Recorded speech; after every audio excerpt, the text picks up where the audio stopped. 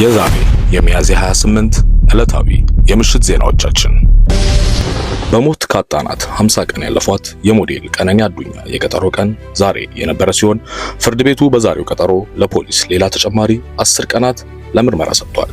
ስለዚህም ቀጣዩ የፍርድ ቤት ቀጠሮ ከ10 ቀናት በኋላ እንደሚሆን ይጠበቃል። ሚዲያዎች እንዲገቡ ባለመፈቀዱና ባለመዘገባቸው የሚፈጠረውን ክፍተት በመጠቀም ከሚሰራጩ የውሸት መረጃዎች ራሳችንን እንጠብቅ።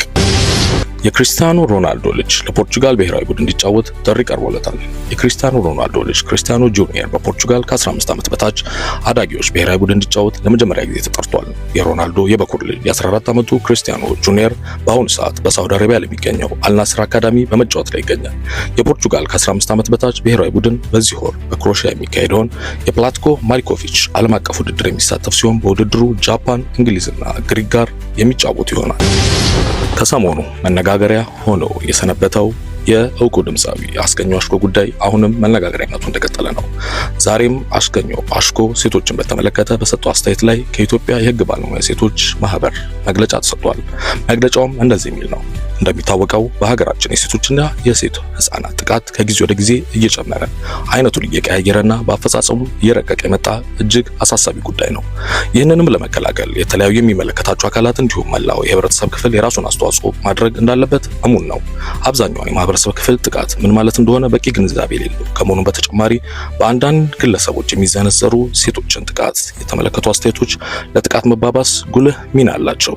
ከዚህ ጋር ተያይዞም ሰሞኑን በአንድ ታዋቂ ግለሰብ ማለት በድምፃዊ አስገኘው አሽኮ ሴቶችን በተመለከተ በማህበራዊ ሚዲያ ላይ የተደረገው ንግግር ሴቶችን በአካላዊ፣ በኢኮኖሚያዊ እንዲሁም በጎጂ ልማዳዊ ድርጊቶች እየደረሰባቸው ካሉ ጥቃት በተጨማሪ በጠቅላላው በመፈረጅ የስነ ልቦናዊ ጥቃት እንዲደርስባቸው ያደረገና ብዙ ሴቶችንም ያስቆጣ ተግባር ነው። በሌላ በኩል ደግሞ ጉዳዩን ብዙ ሰዎች እንዲቀባበሉትና የበለጠ ሴቶች ላይ እንዲዘባበቱ ያነሳሳም ጭምር ነው። ድምፃዊው ከዚህ ቀደም የሀገር ካስማ በተሰኘው ሴቶችን ለማበረታታት ታልሞ በተሰራ ህብረት ዜማ ላይ በመሳተፍ የሴቶች አጋር መሆኑን በማሳየቱ እንደ ተቋም እውቅና ሰጥተን የነበረ ሲሆን አሁን ባደረገው ንግግር ግን ሴቶች ላይ የጥላቻ ዘመቻ እንዲከፈት በማድረጉ ማህበራችን እጅጉን ያዘነ መሆኑን ለመግለጽ ይወዳል።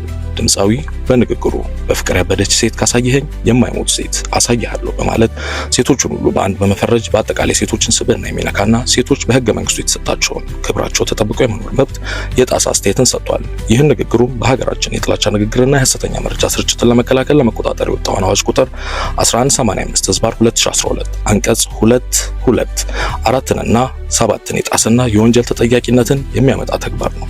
በመሆኑ ማህበራችን ግለሰቡ በተገቢው መልኩ በህግ ተጠያቂ እንዲሆን የሚሰራ መሆኑን እየገለጸን የተፈጸመውን ድርጊት አጥብቀን እናወግዛለን።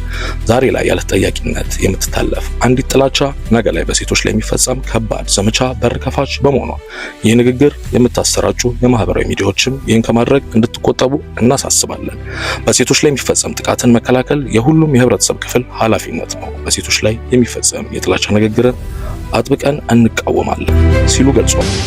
ኢትዮጵያና ኢራን በመረጃ ልውውጥ ዘርፍ በጋራ ለመስራት የመግባቢያ ስምምነት መፈራረማቸው ተሰምቷል።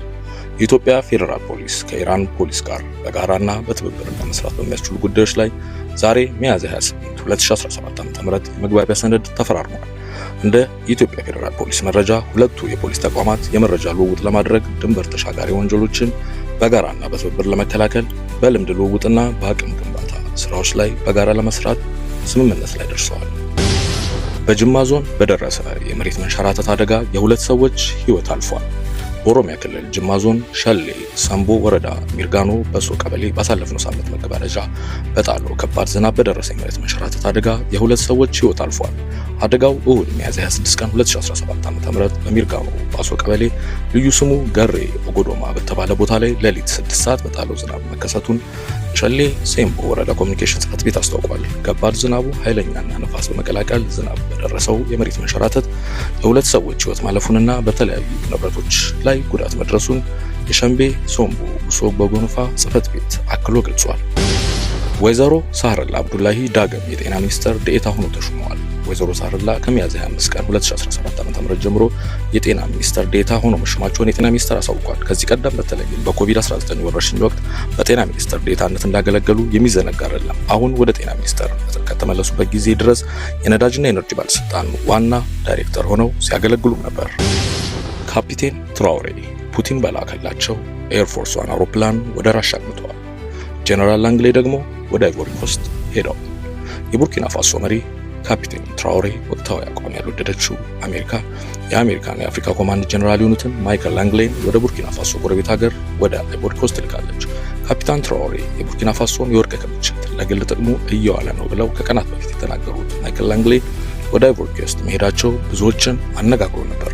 ጀነራሉ በአይቮሪ ኮስት ቆይታቸውም ከአይቮሪ ኮስት የመከላከያ ሚኒስተር አውታራ ጋን ከፍተኛ ወታደራዊ መሪዎች ጋር ተገናኝተው እንደተወያዩ ታውቋል። በውይይታቸው ምዕራብ አፍሪካንና አሜሪካንን የሚያሰጉ የሽብር ቡድኖችን ለመከላከል ቁርጠኛ አቋም እንዳላቸውም አሳስቧል። እዚሁ ጋር በተያያዘ ዜና ጀነራል ማይከል ላንግሌ ወደ አይቮሪ ኮስት ሲገቡ ካፒቴን ትራውሬ ደግሞ የሁለተኛው የዓለም ጦርነት ማክተሚያ ለመዘከር ወደ ተዘጋጀው ፕሮግራም ለመታደም ፕሬዚዳንት ፑቲን በላከላቸው ኤርፎርስ ዋን አውሮፕላን ወደ ሩሲያ አቅንተዋል። በሳንካራ ዓለም አቀፍ አየር ማረፊያም በርካታ ሰዎች ተገኝተው አሸኛኘት አድርገውላቸዋል።